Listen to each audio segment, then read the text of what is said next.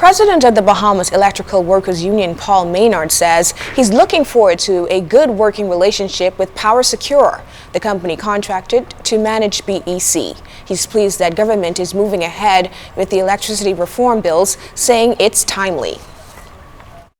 They have modernized the Electricity Act, which is what needed to happen, because the Electricity Act was an old document.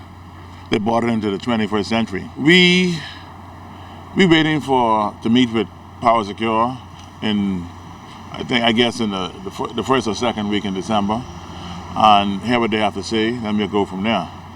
You know, you don't want to speculate and assume. You know, you want to be able to see what they're saying and then make a response, an educated response after that.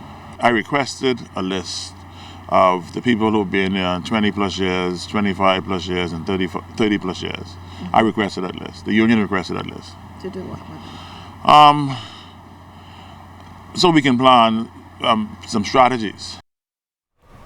Residents in Jubilee Gardens say smoke from frequent blazes at the landfill are a health hazard and are calling on authorities to address the problem and relocate the dump site. The residents, many of whom have lived in the area for 10 years, says fires flare up almost every 3 months and smoke lingers up to 3 weeks. They say they were not aware of the problem when they bought homes and now do not have the resources to relocate. One resident says she was hospitalized with pneumonia in 2010 and is now frequently sick. Another says they need a resolution. I need an alternative. We need an alternative for when the dump is burning. Somewhere for us to go, or somewhere for us to be, or they could just buy us out. Give us an alternative, because this is crazy. I have a grandson who is now on the borderline asthma because of the smoke. You know, and when enough is going to be enough.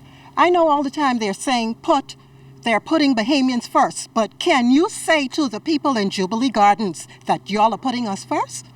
When every night we have to lie down and smoke, get up and smoke for 2-3 weeks at a time?